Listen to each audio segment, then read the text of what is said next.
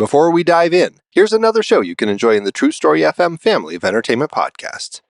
What's up, most excellent friends? It's Christy and Nathan from the Most Excellent 80s Movies podcast. It's a podcast where a filmmaker and a comedian And their most excellent guests adventure their way through the 80s movies we think we love or might have missed. with our grown-up eyes to see how they hold up. Join us for delightful discussion, Rollicking recaps. ratings, and deep-cut recommendations. Plus, members get some extra fun chit-chat with the hosts after the show. Download the Most Excellent 80s Movies podcast today at truestory.fm. Or find it wherever the finest podcasts are stored. And do remember to keep the Most Excellent 80s Movies podcast motto in mind. Be excellent to each other and... Party on. Party on, dudes.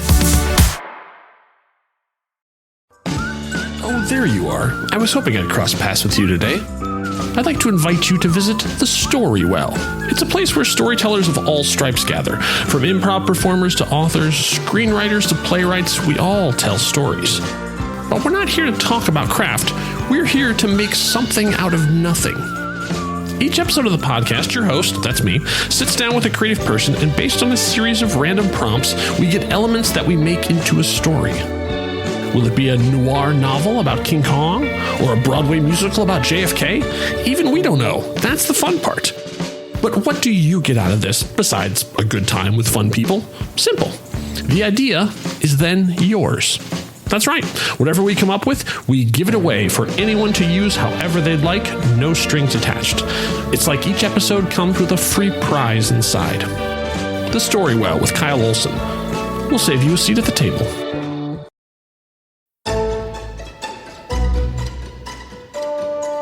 I'm Pete Wright. And I'm Andy Nelson. Welcome to the next reel. When the movie ends, Our conversation begins. Strait-Jacket is over. Why don't you have some milk? It'll calm you down. When I put those clothes on, something happens to me. Something frightening.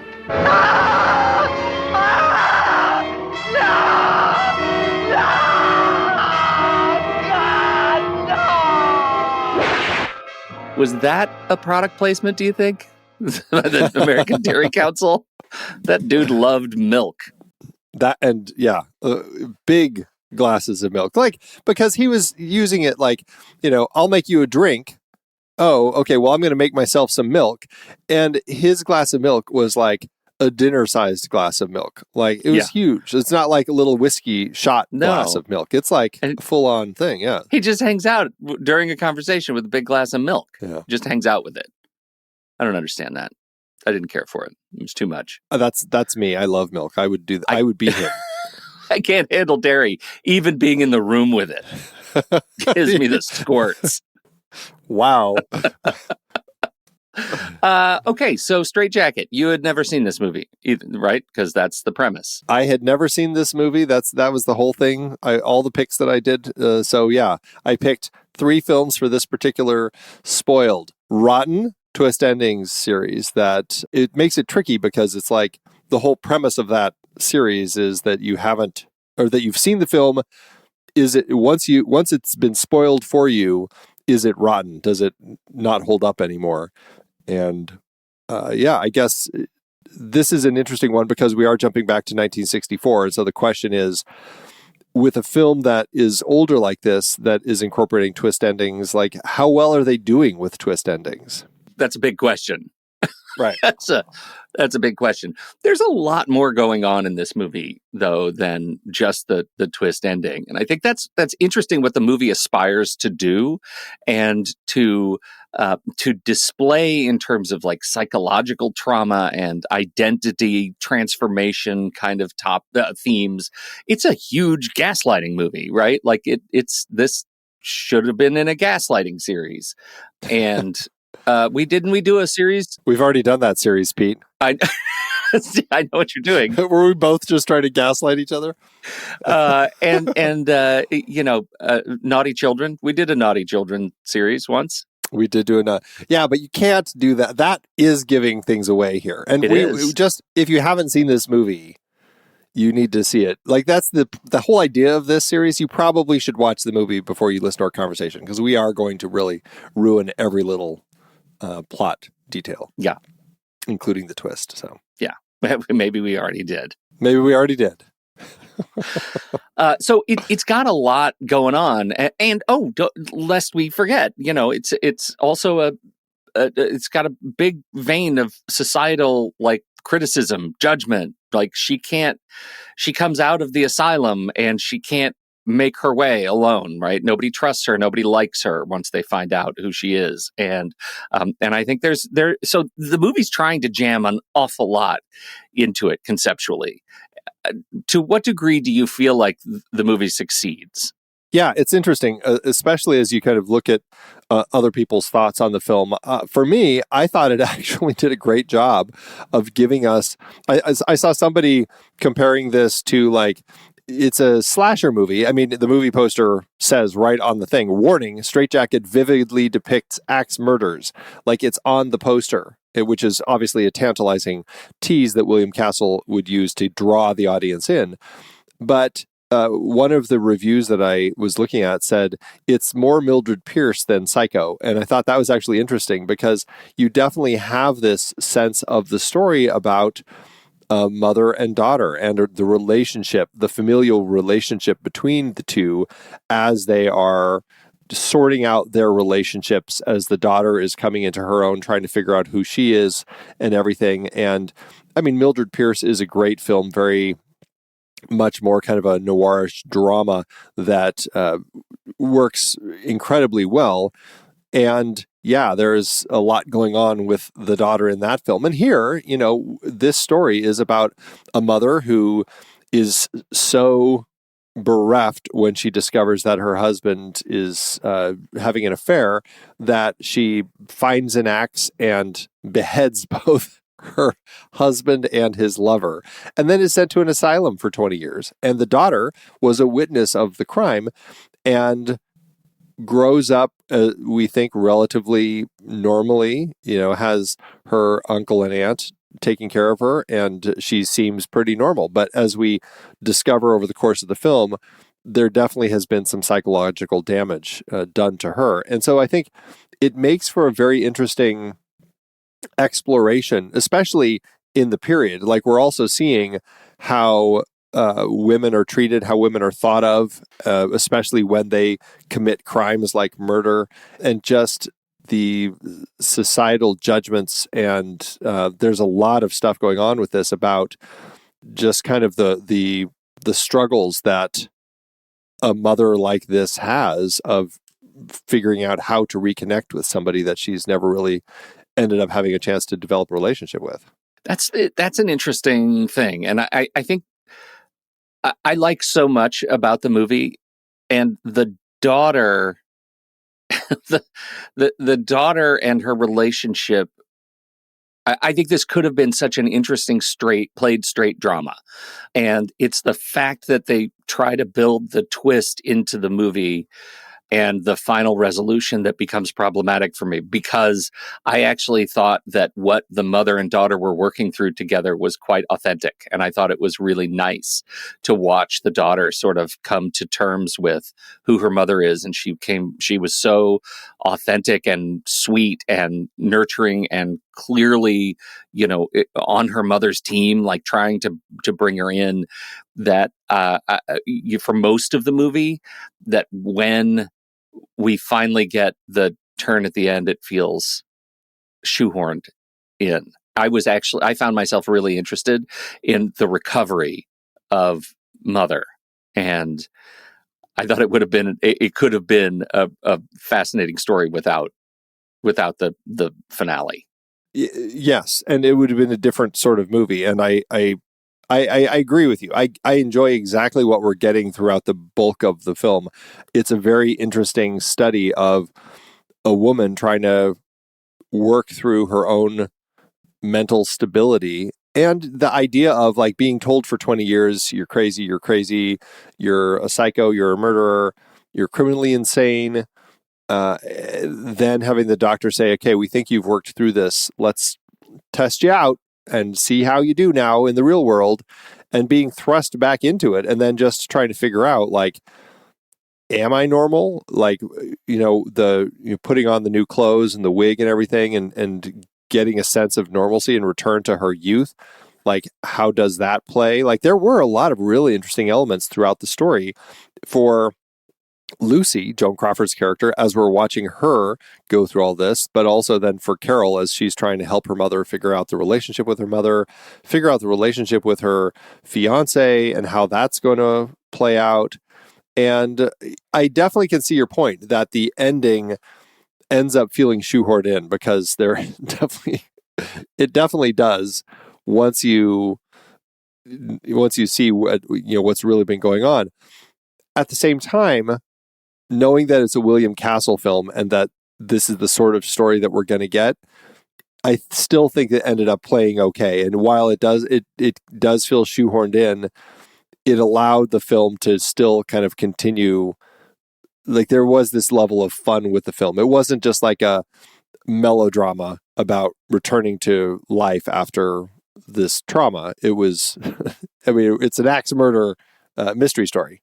Well, it is, but for for most of the movie, it is a melodrama about returning to civilization. For most of the movie, it's making good on that promise, and I think that's the problem. With a few murders thrown in.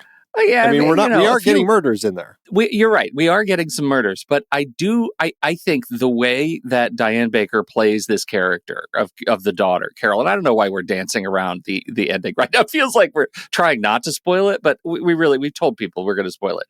So it turns out it's a mission impossible that Carol, the now adult daughter, puts on a mask to look exactly like her mother, to look exactly like the mother that she dressed up in a fashion sequence earlier with the wig and the dress, and then goes around killing people. That is resolved very quickly at the end of the movie. And I just found it unearned, right? The movie was playing their relationship so straight that I never felt like there was enough strain between them that would have led, or enough weirdness in Carol's identity that earned her final break at the end. I just didn't believe it.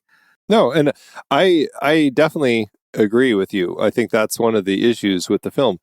I guess because of the genre we're in and because of everything, I end up buying into it a little more. I end up not really having a problem because it does come across as such a goofy finale.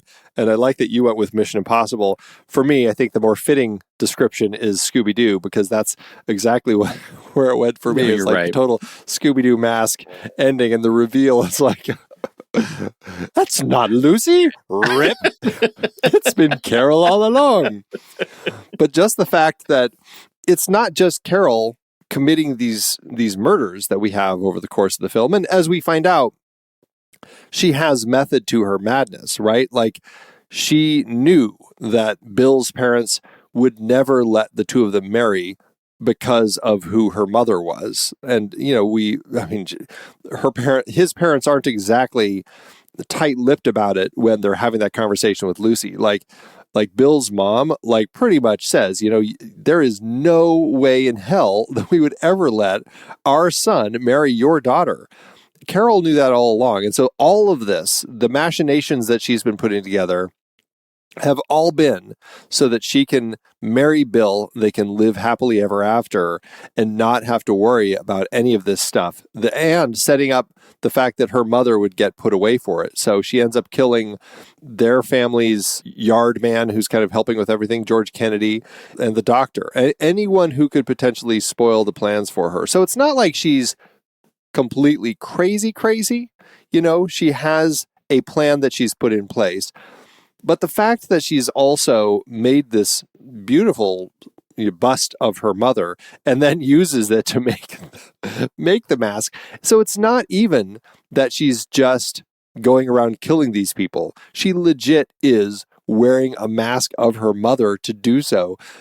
It just was so over the top. Like, I was laughing out loud because it's just like, when it's revealed that that's what's happening, it was pretty funny. Now, to your point, though, I get it. Like, we never see Carol, other than the distress that we see, like the light level of distress that she has as she's trying to figure out how to navigate around her mother, how to figure out, like, how do I have these conversations with someone I haven't seen for 20 years? Are we still friends? Are we still family?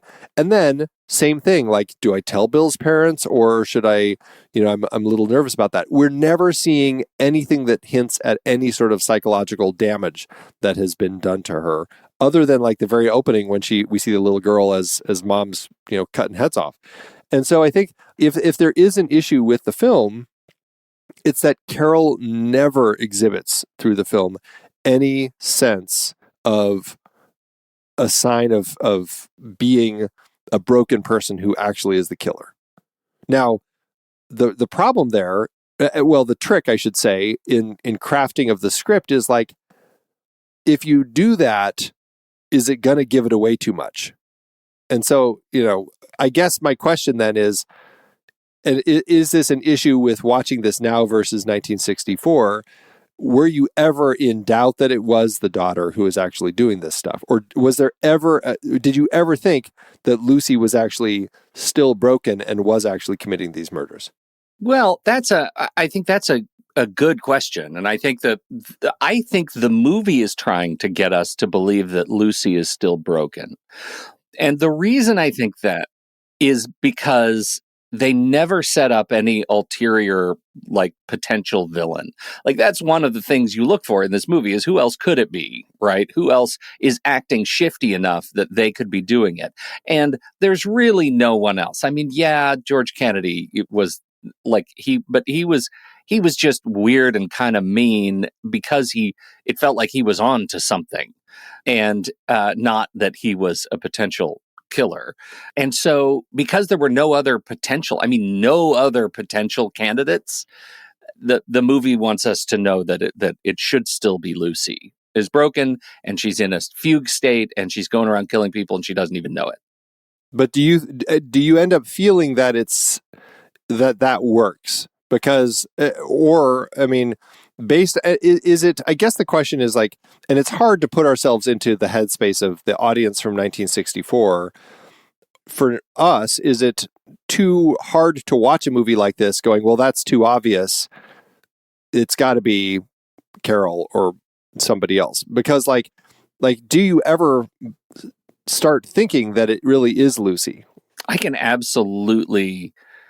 get behind that. I think they could have actually done that. I don't, now that I know the answer, I don't actually remember what I was feeling as I was going through. I think I was probably on board with Lucy, but also knowing that this was a spoiled part of our Spoiled Rotten series. Like, there's a reason you picked this movie. So I'm already watching it circumspect, right?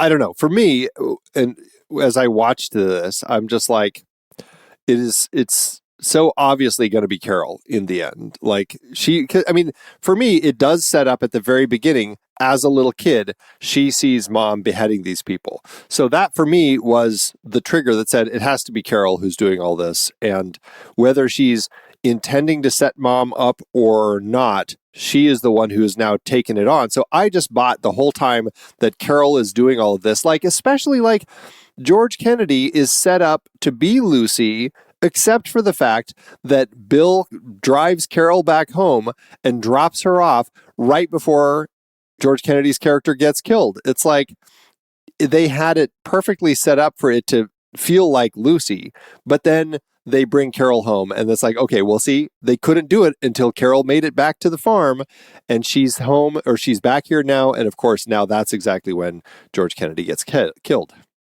I'm going to tell you a truth about my experience watching the movie, which I think will explain a lot.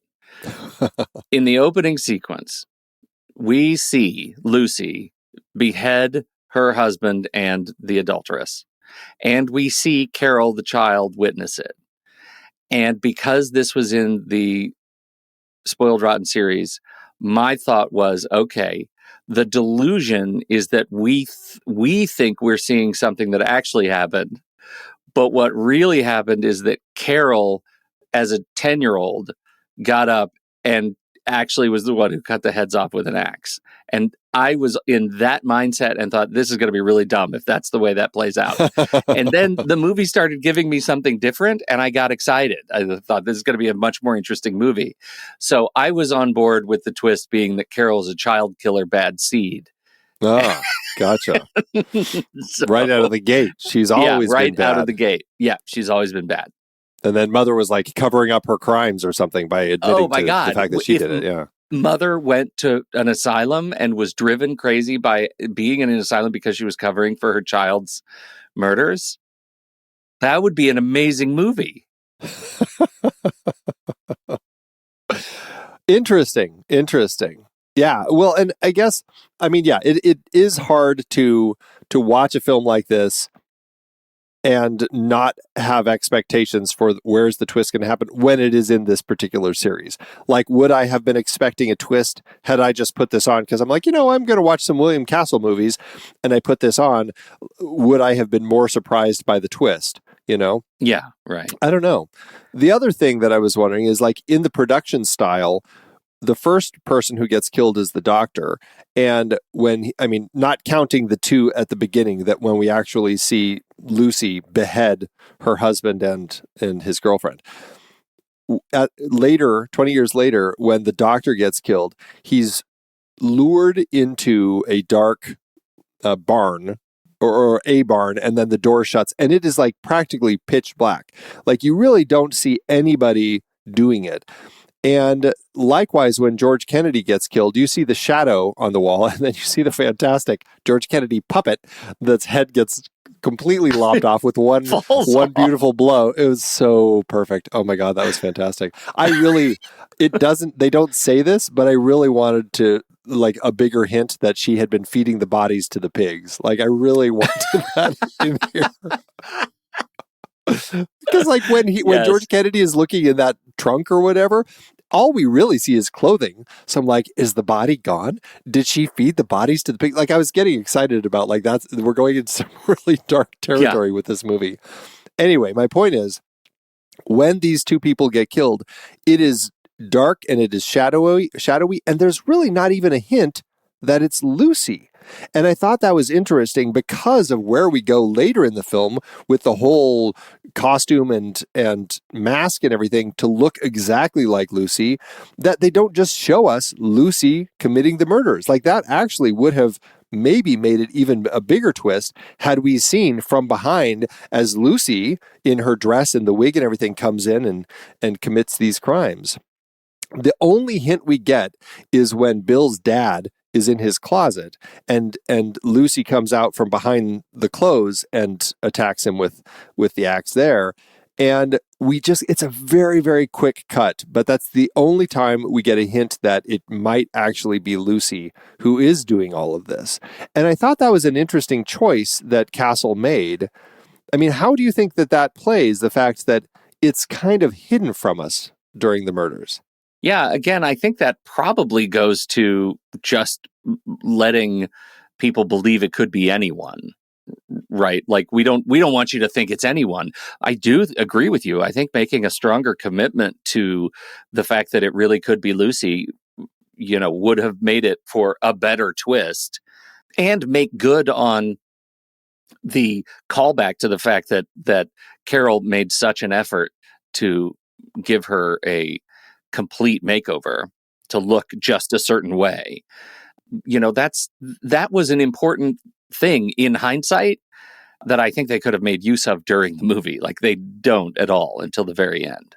And who knows? There could have been production reasons for that. Maybe the mask was very fragile and it didn't work for more than one scene, like, the shark in Jaws or something, and they used it as much as they had it for. I mean, who knows? Well, but even the silhouettes, though, right? I mean, you didn't have to use the mask. They could just use Joan Crawford in shadow, right? Yeah, right. Yeah, because I don't think when we see George Kennedy get killed, I think it's more just a shadow of the axe than the woman. And the head falls off. Yeah, I just want to say that again. It just like rolls off the body. It's That was so perfect. We God. we keep talking about William Castle, and I think we need to talk a little bit more specifically about William Castle because you, I imagine, have seen more William Castle than I. Believe it or not, I have seen very few William Castle films. I think I choose not, sir. you choose not to. I mean, I've seen he produced Rosemary's Baby, so I actually had just rewatched that. And other than this, I think the only other film of his that I've seen is 13 Ghosts. So I've not seen much of his work, sadly. You just, I think, are clearly better acclimated to his reputation for the kinds of movies that he makes. Because I've seen House on Haunted Hill, Rosemary's Baby. That's really it. And I think I was watching House on Haunted Hill as a part of the series that involves that movie and remakes and Sitting in the Dark. such. Yeah. And so I was not watching it with any intention of, or with any expectation of what William Castle did. And I'm not a William Castle scholar. So I went into this movie not really expecting a sort of Castle thumbprint. Yeah. You kind of knew what to expect? Well, only in the sense that, William Castle is kind of known for directing the thrillers and low budget sorts of things. And as a director and producer who is really all about gimmicks and everything, like The Tingler, is one of his most famous ones. But even this one, as we talked about in the pre-show, when they were doing the marketing for this film at theaters, they were passing out little cardboard axes with blood on it to the audience when they bought their tickets and came in. And so I think that speaks to the level of just kind of that sort of tie-in that he really wanted to make it fun for audiences to come see these, B-movie thrillers that he was cranking out. Mm-hmm. A cardboard axe in the scope of from The Tingler to this on that scale, cardboard axe is pretty weak sauce. Wiring seats in the theater with a buzzer is amazing. That's alpha. Oh, that's absolutely the best. Absolutely, yeah. I mean, it's not exactly that same level, but he convinced Joan Crawford. Well, it wasn't much convincing. She was getting a percentage on this film, so she was making good money for getting more butts in seats. But she would go to screenings and come out on the stage dressed in her fabulous outfits, carrying an axe, and so that was also part of the I think joy that people had, and just Joan Crawford really just digging into this role in these types of films that she had been making at this point. Well, it's in that respect, it's a fun movie to watch with that in mind, and it makes me look forward to watching more William Castle. I would love to get a real sense of this guy's fingerprints, and especially what did he do on theatrical release in this era, right, in the 50s and 60s. What else did he? What was the 13 Ghosts gimmick, right? Who comes out as a ghost? I don't know. It was filmed in Illusiono. Each patron received a handheld ghost viewer or / remover. During certain segments of the film, a person could see the ghost by looking through the red cellophane or hide them by looking behind the blue. Without the viewer, the ghosts were somewhat visible. The DVD release included red / blue glasses. They're not 3D. That's just something that you can use to see the ghosts so that you could replicate the effect. So that is what 13 Ghosts used. See, that's damn clever. Yeah, that's fun. So he did 13 Ghosts, and then 3 years later, he did 13 Frightened Girls. Is that just a change of the POV? Now it's the girl's perspective. Oh, let's see. What did he do? It's awesome. Yeah. He launched a publicized worldwide casting hunt for the prettiest girls from different countries. Not 13 as in the title, but 15. And then he filmed slightly different versions, highlighting each girl for the release in her country. See? That's damn clever. Okay. I'm getting it. I'm piecing together this William Castle bloke. Yeah. Interesting stuff. So, yeah, he's clearly having fun. And I think that's where, knowing that William Castle is behind this, that's why it was easier for me to just buy into that ending. I wasn't bothered by the fact that it wasn't giving me the melodramatic ending that it certainly seemed like it would have been setting up, Yeah. I mean, she wakes up from a dream and there are heads laying on her pillow. I thought they were statues. I thought they were puppets. I know. In hindsight, it seems so crazy that this is not the movie I expected. Was I watching the same movie? Is it possible? It's in there. It's in there. I just had a problem with that particular performance of Diane Baker. It felt a little bit too. It felt just too straight for what they were trying to twist it around to be. Yeah. Well, and that's in the scope of this particular series, the Spoiled, Rotten, Twist Ending series. That is something that, like, I mean, obviously it's something that bothers you on first watch. And, like, I don't think on rewatch there's really any hint of any sort of subterfuge or manic nature coming from Carol that we would ever see. So I think even on a rewatch, it's not going to be like, you're either just going to go along with it because it's a William Castle film, or it still is going to be something that bothers you because you're just not getting that out of Carol ever as in her character. I think you're right. It makes the rewatch sort of less fun because you're not piecing anything new together. Yeah. Yeah, there really isn't anything. Yeah. Do you like Diane Baker? What do you think of her? I just think it's funny that we're talking about her knowing that in a couple series from now, we're going to be talking about The Silence of the Lambs. And every time I see her face, the very first thing I think of is the senator in that film, because that's where I don't know why that is such a memorable role, because it's so small in that film. But when I see Diane Baker, my head instantly goes to Silence of the Lambs. Same thing when I recently watched Diary of Anne Frank for the first time. Like, I saw her on screen. I'm like, oh, it's the Silence of the Lambs senator.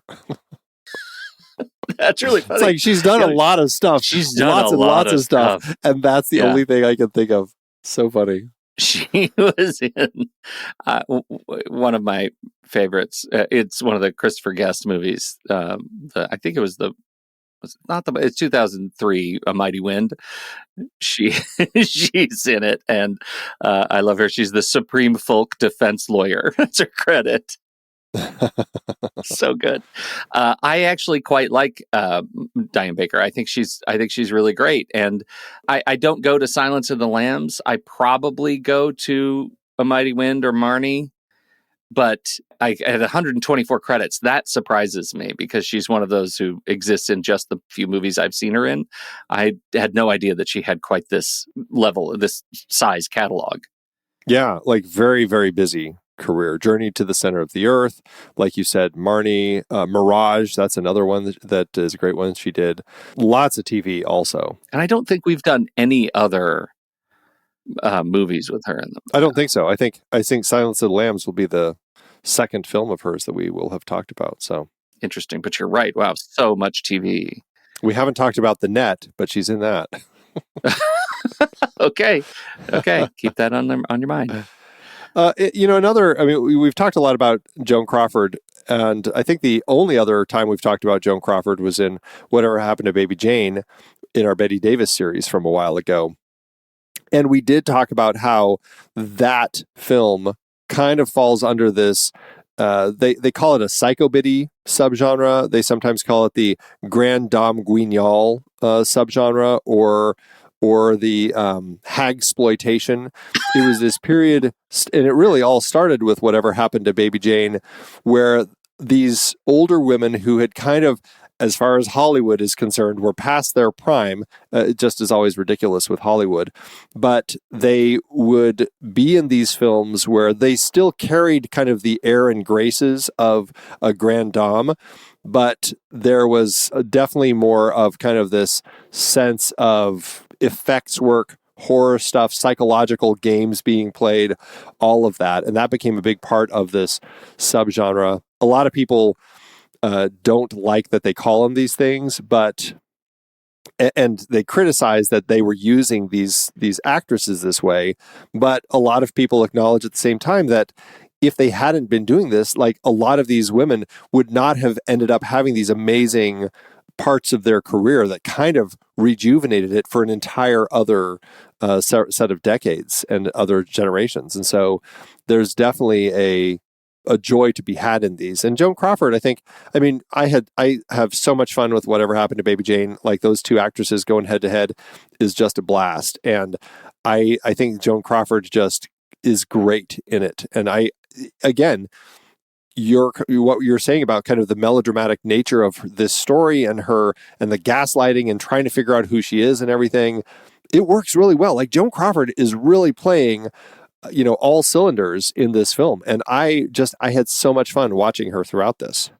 I can't agree more. I think the moment she walks in, she plays so small, right? So like defeated and not that giant sort of caricature of Joan Crawford that we see in some of these other movies. She is so subtle.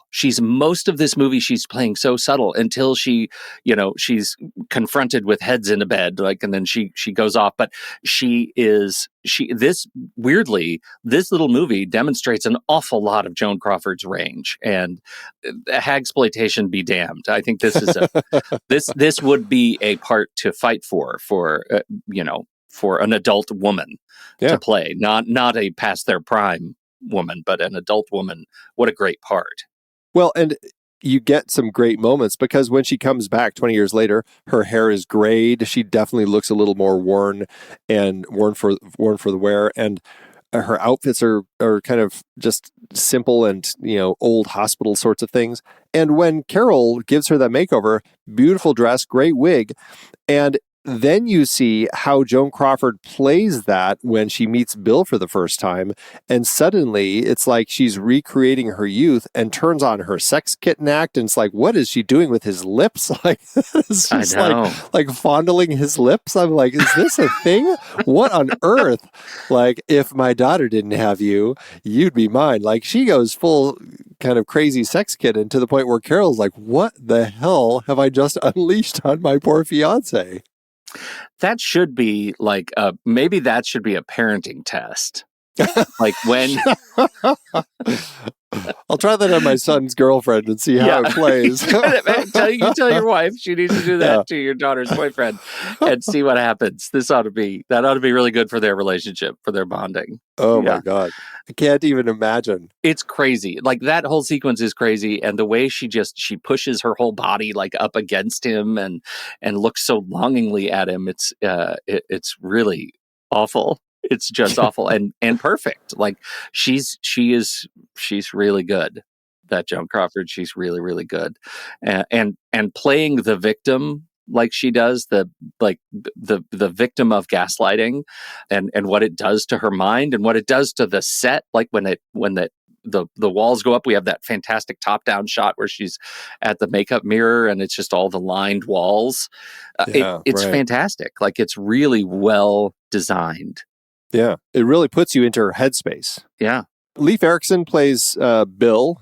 He's one of those faces that is kind of that guy. He's just, he's not a Viking, as some may think. Yeah. But he's definitely one of those faces who's popped into all sorts of things like Sorry, Wrong Number, On the Waterfront, Mirage again with Diane Baker, The Snake Pit, and just an incredibly long list of projects that he was a part of for many, many, many years.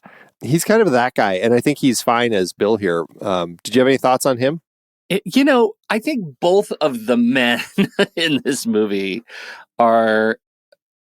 I didn't have a lot of thoughts. I think just giving what's his name the big line to go drink milk.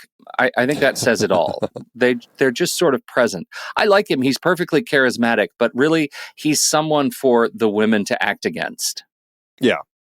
He's pretty cardboard. To that point, Lucy's husband at the beginning, who gets decapitated pretty quickly, is actually Lee Majors in his very first role, which I think is fun to note that he pops in only to get beheaded. I had to go watch it again. I didn't pick him out until I was looking at the cast after I watched the movie. Right, because he's not credited. Yeah. Yeah, that's a little bit sad. I would have enjoyed noticing that on my own. But apart from that, I think the male characters are, they play a real Costner for me. A real 2x4. What's funny about the doctor that comes to see her is that he actually wasn't an actor. He actually worked with Pepsi. He was the vice president of public relations for the Pepsi-Cola company. And Joan Crawford, who at the time, she had been, I think she was widowed at the time to Alfred Steele, who is Pepsi's CEO. She was still on the board of directors. And that's why we see Pepsi in the film. Like she had Pepsi product placement in all of her films because of all of this. And that's why she demanded that Mitchell Cox come in and play the doctor. She didn't consult William Castle at all on this. She just had him come in to do it. And I think that's a funny little thing. And you know what? I never would have guessed that he was not an actor. I thought he was, it's not a hard role, but he was fine. Yeah, I guess those were, I want to say those were the days, but really these are still the days. It is interesting because I wouldn't have expected that level of product placement for Pepsi in this era. Yeah, but, right. But well, it does make you wonder, like, where does product placement really get started? Like, is it because of stuff like this? Like, she was married to the CEO of PepsiCo, and so she's putting Pepsi in everything, and then it kind of continues. Like, where was that line that we start getting more Pepsi popping up, or just products purchased, like paid for so that they could be in these movies? I'm curious, because nowadays it's like constant. That would be. I'm just going to put this out there for the next Real Idea Factory. That would be a really funny series. Is to do movies, a series of movies, like the top 5 movies in terms of product placement dollars. Yeah. I think that would be really funny to just watch hour-and-a-half commercials. It would be hard to find that'd take some research to figure that out, but yeah, that would be interesting. Yeah. I'm looking right now. It's been around since at least the 1890s. Washing Day in Switzerland, the Lumiere brothers feature Sunlight soap in that one. There you go. So it has been around for a long time, yeah. We mentioned good old George Kennedy. What did you think of him as the yard man, the handyman working around the farm here? Smarter than everybody else. Old George Kennedy, surly, angry at the world. Felt like he comes out of a different movie to be in this one, and then lost his head. Does he, though? Does he? Like, he is kind of the sleazy guy who works on the farm, and like, yeah, if he wasn't suspicious and like stealing the car that she had hidden away and making it his own, like, he's the sort of person who his next step would be to blackmail. I thought he played that really well. I liked. Oh, I do too. And to be clear, I think he walked out of another movie to be in this one where he was the same guy. Like, he is that hand to glove in this character. Like, I don't want any of this to sound like I'm dismissing his performance. Okay, I thought he was great. I like George Kennedy. Yeah. He's great in everything. I just love him. Yeah, he really is. The last person I wanted to talk about was Robert Bloch, the writer for this. A very prominent writer known for a lot of fiction, crime, horror, fantasy, tons of radio, movies, TV. Probably Psycho is what he's most known for as far as something that he wrote, but like tons of other stuff. And you did an H.P. Lovecraft series over on Sitting in the Dark. He was a protege of Lovecraft, and some of his story ideas for things like Weird Tales came from like his time working with Lovecraft. But was he also a young Nazi? I don't know about that part of his whole thing, but yeah. But they've adapted tons of his his comics and his novels and everything for films. And then he also, like, this is one of the original screenplays that he wrote. This and the very next film that William Castle directed, The Night Walker, both starring Joan Crawford, I believe. Or did The Night Walker? I can't remember. But anyway, he did. His first 2 screenplays were for William Castle. It's this and The Night Walker. Interesting. His credits are fairly legendary. He's one of those. I don't see a lot of tentacles in the stuff that I've seen of his, that would be the extent of the Lovecraft tie-in that I get. I mean, how much have you seen of Bloch's stuff? I don't think I've seen much of it. I'm just looking through the stuff. I mean, Psycho, obviously, and Torture Garden is one that I have on my list of things to watch. But the rest of it, like, I just haven't seen. I've heard of a lot of them, though. And so I guess that's one of those things where I'm like, maybe I need to watch more of these things. It looked like he worked with director Freddie Francis quite a bit. And this was still pretty early. After Strait-Jacket in 1964, he got busy. Right. Yeah. Interesting. Yep. What a character. Interesting stuff. Indeed, indeed. Anybody else hot on your list? No, I think that pretty much covers it. I mean, I had a lot of fun with it. It's one of those movies that I think, I can definitely see the problems with it. And I think per our conversation about films that have twist endings that can be spoiled, I do feel like, for me at least, it was pretty obvious that it was the daughter from the beginning. And as you have, and we've discussed, as you pointed out, and then we really discussed, it never really sets that up. And then you get that big twist at the ending and you're like, okay. It's hard to really buy into that. And I think this would be a hard one to watch, to really buy into it, even on a rewatch.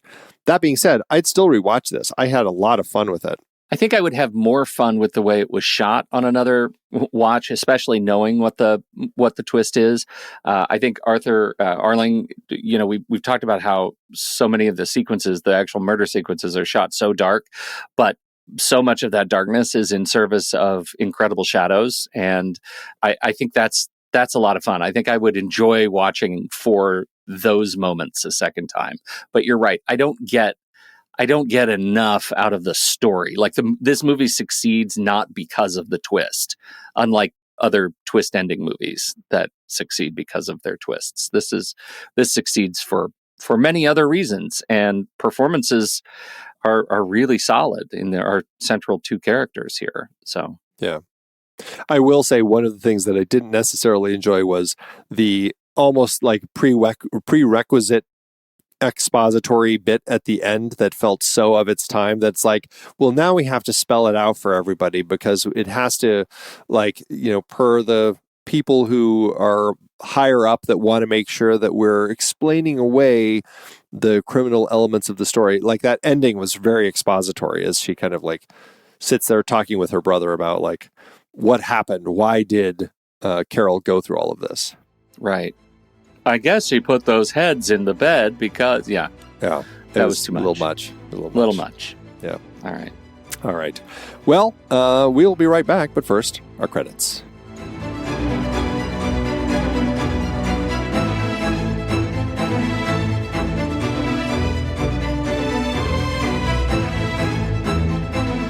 The next reel is a production of True Story FM, engineering by Andy Nelson, music by the original orchestra featuring Rain Rayton, Elon Peretz, Kadir Demir, Oriel Novella, and Eli Catlin.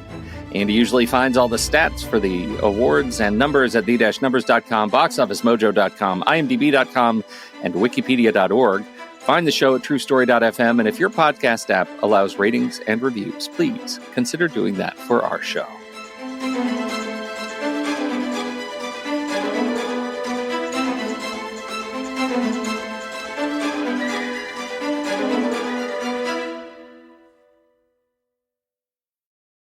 Friends, gather round. I've finally been released. Free at last. After years of isolation, trapped in lonely cells, surrounded by ads, cluttered movie lists, and absolutely zero personalized stats. I've been let out, and I'm never going back. This is a celebration. Why? Because I've discovered Letterboxd Pro and Patron memberships. No ads, not a single one. No blinking banners, no autoplay videos, no distractions, just me, my movies, and pure, uninterrupted bliss. And oh, those stats, those personalized annual and all-time stats pages, all based on the films I've watched and logged in my diary. I can finally see what kind of movie-watching monster I've become, and you can too. But wait, there's more. You can filter your watch list by your favorite streaming services thanks to Letterboxd integration with Just Watch, and get notified when your must-watch movies hit those platforms. No more endlessly scrolling. No more missing out. Just pure, focused film joy. And the features, oh, the features! See your friends' average ratings, track the films you own, filter your activity feed by type, pin your favorite stuff to your profile. On and on and on and on. It's everything a free cinephile could ask for. Here's the kicker. If you use the code NEXTREEL at checkout, you'll save 20% on Pro or Patron membership. It even works for renewals. That's right, you can stay free forever. So don't wait. Escape the chaos and join the Letterboxd revolution. Pro or Patron, stats or streaming filters, you'll never look back. Just use that code NEXTREEL and save 20% on your journey today. Freedom looks so good on me. I bet it'll look good on you too. Awards, Andy. How to do an award season? This wasn't exactly the sort of film that is banging at the awards doors in 1964. In fact, it has one nomination, but it didn't get until 2010. And it is, of course, the Saturn Awards, the Academy of Science Fiction, Fantasy, and Horror Awards. We love them. And it was for Best DVD Collection. This was part of the William Castle collection that came out that year, but it lost to the Star Trek Original Motion Picture Collection instead. That's sad. Yeah. Just one. I mean, just the one. I think these ladies deserved more. They should have. Yeah. Yeah. Andy, you would think we would learn our lesson, but I fear that we're back in the same place that we were several movies ago, where you are hobbled by a lack of data. How to do at the box office.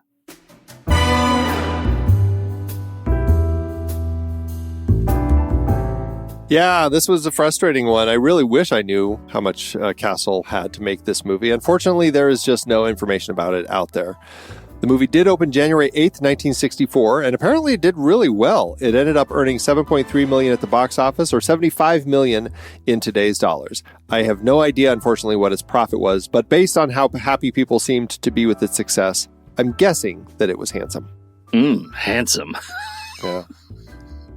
I think this movie was handsome. Well, Overall, I enjoyed it, in spite of the fact that I think you're right. It is spoiled, and therefore, on some scale, rotten. Yeah. I still would watch it again, and I'm glad we watched it. It's a fun one. I absolutely would watch it again. I had a great time. And yeah, it is one that I struggle with when, one, I see the ending. For me, it was pretty obvious where it was going to go. So it wasn't, you could say it was spoiled, but it really was just kind of obvious. But at the same time, I do think that you'll still have a struggle rewatching this as you watch Carol work through the movie and never get a sense that there is anything wrong with her until suddenly that break at the end. And that does make it, in the scope of this particular series, this is one that you could label rotten, I suppose. Still, I had a great old time with it. Absolutely would watch it again. So. Can I ask you a question? The movie 1964, they wrote Strait-Jacket as Strait -jacket. Correct. But today, if you're going to write Strait-Jacket, you're writing straight, Straight, jacket, one word, concatenated. Correct. When did that change, do you think? It's the same jacket. Yeah. When did Strait-Jacket become Strait-Jacket? Spelling wise. The standard spelling is actually Strait-Jacket.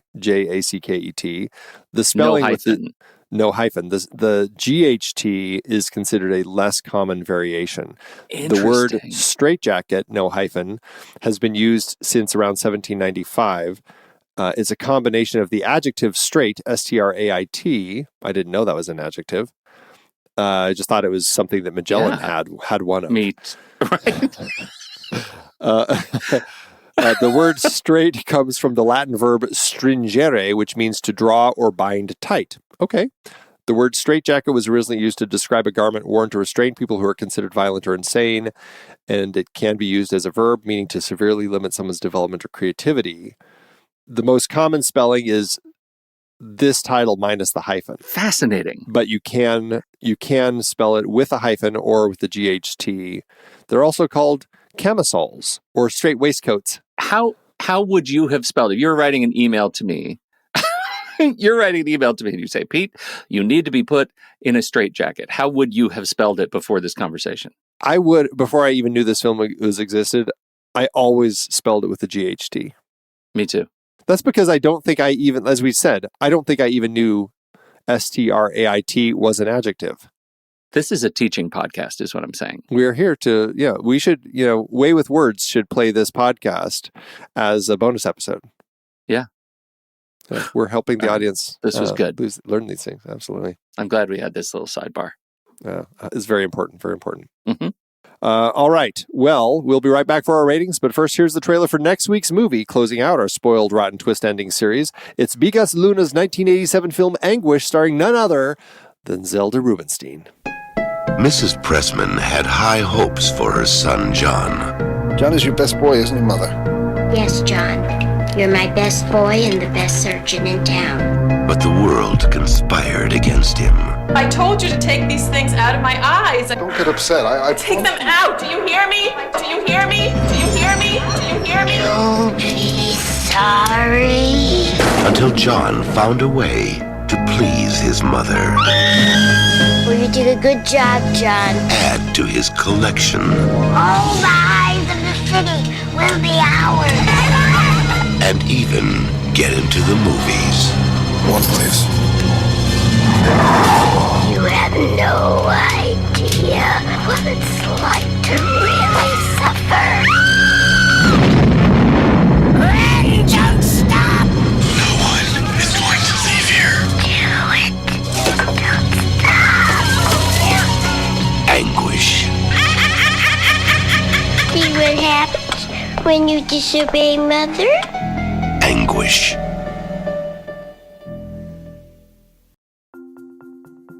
I've been struggling lately. Ever since they let me out of that asylum after 20 long years, I've been wondering if I'm really, truly sane. The world seems so different now, so strange and unfamiliar. I feel like I'm walking on the edge of a razor, constantly questioning my own perception of reality. But then in the midst of my darkest moments, I discovered something that gave me a glimmer of hope. The Next Reel Film Podcast. As I listened to their analysis of films, diving deep into the themes, the characters, and the hidden meanings, I slowly started to feel like I was regaining my grip on sanity. Their insights were like a beacon of light, guiding me through the fog of my own mind. Each episode was a step forward, a reminder that there was still some sense of order and logic in this chaotic world. And then I found out about their membership program. At first, I was hesitant. I mean, after all these years of being locked away, the idea of committing to something felt overwhelming. But as I looked closer, I realized that this could be the key to unlocking a whole new level of understanding. By joining the Next Reel's membership program, I'd gain access to even more of the content that had been keeping me tethered to reality. Early ad-free episodes that would allow me to fully immerse myself in the analysis without any distractions. And not just for the Next Reel Film Podcast, but for all the podcasts in the Next Reel's family of film podcasts. Plus, as a member, I'd get monthly bonus episodes, a fun way to explore other movies and dive into more questions about them. And perhaps most importantly, I'd be part of a community, a group of people who, like me, find solace and meaning in the world of cinema, people who understand the power of a good story and the way it can help you make sense of even the most challenging times. So with a trembling hand, I made my way to truestory.fm/join. For just $5 a month or $55 for a whole year, I can take the next step in my journey towards sanity. It's a small price to pay for the hope of finally feeling like I belonged somewhere, like I had a purpose. As I completed my membership, I felt a weight lifting off my shoulders. I knew that with the Next Reel by my side, I could face whatever challenges lay ahead. Their analysis, their insights, and their community would be my anchor, my lifeline in a world that still feels so uncertain. If you're out there, feeling lost and alone, wondering if you'll ever make sense of it all, give the Next Reel a chance. Join their membership program at truestory.fm/join and let their love of cinema guide you back towards the light.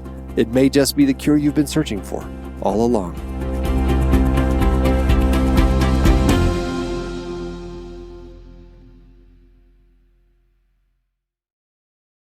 Letterboxd, Andy. Letterboxd.com/The Next Reel. That's where you can find our HQ page, where we take our stars and we apportion them out to our movies. What are you going to do this week?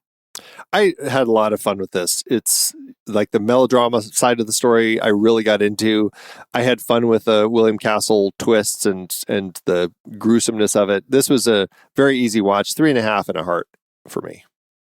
Yeah, see, I knew you were going to do that. I knew you were going to do 3.5. So I felt like that was there. And so I think it should be no surprise that I just sort of draft in the wake of your review with 3 stars and a heart. I agree with you on all points. I had a really good time with the principal characters, even as I didn't have a good time with the spoiler itself. And yet I still think I could sit down and watch this movie again. And we round up to 3.5. So.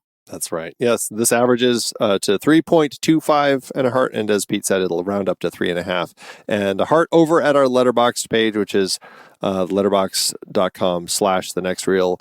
You can find me over there at Soda Creek Film. You can find Pete there at Pete Wright. So what did you think about Strait-Jacket? We would love to hear your thoughts. Hop into the Show Talk channel over in our Discord community, where we will be talking about the movie this week. When the movie ends, our conversation begins.